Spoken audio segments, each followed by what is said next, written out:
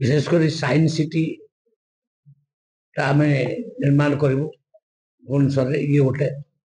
आ biotechnology park हो biotechnology विभिन्न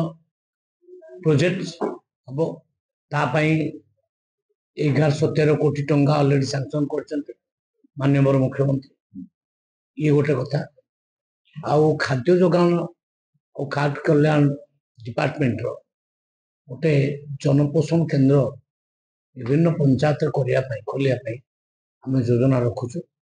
ता काम चली जनपोषण केन्द्र चाउल ठू नहीं अटा डाली तेल लुण सबू जिनस मिल सब्सिडाइज रेट केमती मिल खाली बीपीएल लोक नुहति एपीएल लोक भी किसी पाइबे तार गोटे योजना चली सफल हम ताले बहुत बड़ योजना सेटा कार्य करने को चेष्टा कर नुआ योजना आगामी दिन आरंभ से जनपोषण केन्द्र आपणकर मागना चाउलटा भी मिल एवं सब्सिडाइज रेट रे चाउल मिल धरनियंतु गोटे लोक मुंड पिछा 5 केजी चाउल नौ से 5 केजी पाऊना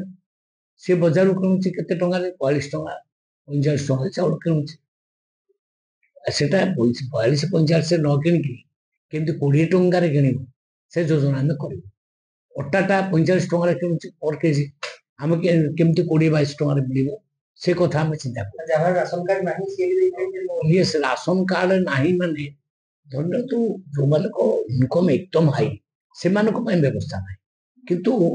जो माने जस्ट मिडिल क्लास जो मान इनकम 30,000 40,000 50,000 परिवार चल पैसा बढ़ुना से भली किसी लिस्ट आम कर